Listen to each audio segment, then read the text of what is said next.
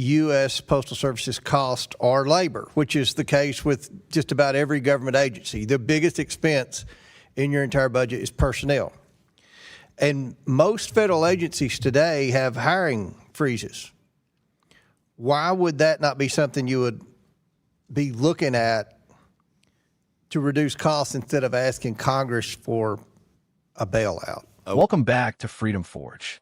If you believe in truth, accountability, and standing up for the values that built strong nations, go ahead and like this video and subscribe to the channel, because here we don't sugarcoat reality and we don't bow to political pressure. Today we're reacting to another intense Senate hearing, and this one zeroes in on government waste, bureaucratic inefficiency, and the ongoing debate between government control and private sector solutions. At the heart of this hearing is a shocking report from the Inspector General revealing that the United States Postal Service spent over $1.5 billion developing a shipping program that the private sector already provides, raising serious questions about waste, mismanagement, and accountability. Thank you and the ranking member for always having quality meetings. Mr. Postmaster General, welcome. I have three questions I'm going to try to get in my 5 minutes. I want to start with a report, the Office of Inspector General, regarding waste in the Postal Service, USPS ship program, a topic that is of significant concern to this committee. The OIG found that the Postal Service has spent over $1.5 billion developing this ship program, and it's something that the private sector already has, the private sector already offers. The program wasted billions. The OIG recommended ending it. Your chief financial officer agreed to end it, but it is not ended. First, do you agree that the USPS should not spend billions recreating programs that the private sector already offers at a fraction of the cost? Yeah, I mean, that's a great question. You know, from our perspective, we want to give the customer the best experience. And generally, I would say giving the customer the best experience is dealing directly with our customers. But we have looked at situations where we would have others between us and our customers to do that type of technology work.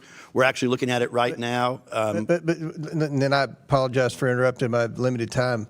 So will you or will you not commit to ending this program immediately? I mean, that's part of what we're all concerned about, at least on this side of the aisle, is the losses. We want to protect the Postal Service, but we've got to make some business decisions. No doubt about it. And I will tell you, Mr. Chairman, that we have not made a final decision on that, but I appreciate the question. We'll make sure to get you a final decision on that post-haste.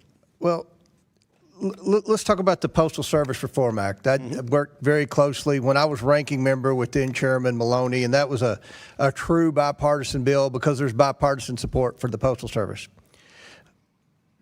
One of the things that we expected when we gave the Postal Service some money to stabilize the books, everything that you're talking about today, we did 5 years ago. What cost-cutting measures has the USPS implemented since the Postal Service Reform Act passed and became law? Sure. As you're well aware, you know, we transformed the network. We basically went to a typical hub and spoke network, something that's been around for hundreds of years, been used by every logistics company since 1955. Going to that network, so we reduced transportation costs, we reduced number of times that we move boxes. Did that reduce costs? That has reduced costs by about $2.1, $2.2 billion. Well, according remember, our original projection was 3.6, so we aren't there yet. Based on the numbers, it looks to me like nearly 80% of the U.S. Postal Service's cost are labor, which is the case with just about every government agency. The biggest expense in your entire budget is personnel. And most federal agencies today have hiring freezes. Why would that not be something you would be looking at to reduce costs instead of asking Congress for a bailout? We're absolutely looking at that. Now, remember, there's two pieces to our network. There's folks that actually deliver the mail. And, you know, you don't want to do a hiring freeze there because if we do that, then we won't deliver mail. From a management perspective, we have not increased the number of our employees dramatically. But as you know, we've brought in But they've increased, and every other government agency's decreasing the number of employees, just like most private sector. Yeah, actually, in the last 4 years, we have about 35,000 fewer employees. And we're moving toward more of those employees being pre-career rather than career. There's two ways we can really save money here. That's changing our mix of career and non-career, more toward non-career. You're talking about part-time and full-time, right? Correct, basically. And the other is overtime, both regular overtime, penalty overtime. Those are $100 to $150 million for every percentage point you move them. So that's where we're focused there. But you're absolutely right. We have to look at everything. We can't look at just one piece. And look, we support the postal workers. My grandmother delivered the mail. She spent 27 years as a mail carrier in Red Bowling Springs, Tennessee. I support the post office. Very popular in my district, but people are frustrated with the post office. We all have horror stories from the Postal Service. But what's frustrating to me, and I think many members on this committee, is that it seems like we're trying to do more in the Postal Service in-house instead of privatizing.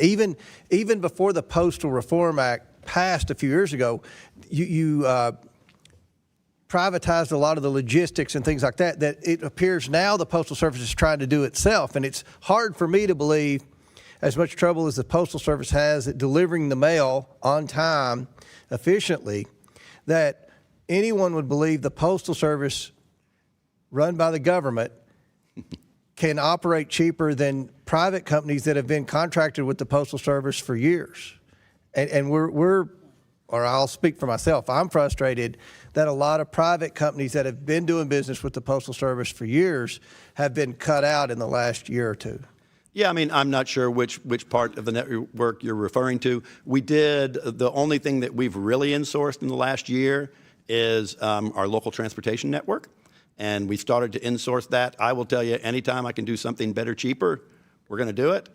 And that's one area. It's hard for me to believe you're doing it cheaper from the Postal Service. You've done that and you're asking for more money. It's just hard to believe. Maybe it's true, but it's hard for me to believe, being in Congress 9.5 years. Well, if you believe our accountants, it's true. There's about I don't know. If they work for the government, I'll have to think about that. There's about $44 million that we've saved by insourcing that. But even more importantly, it helps service. So when we use third parties, we have to call them, takes them time to get there.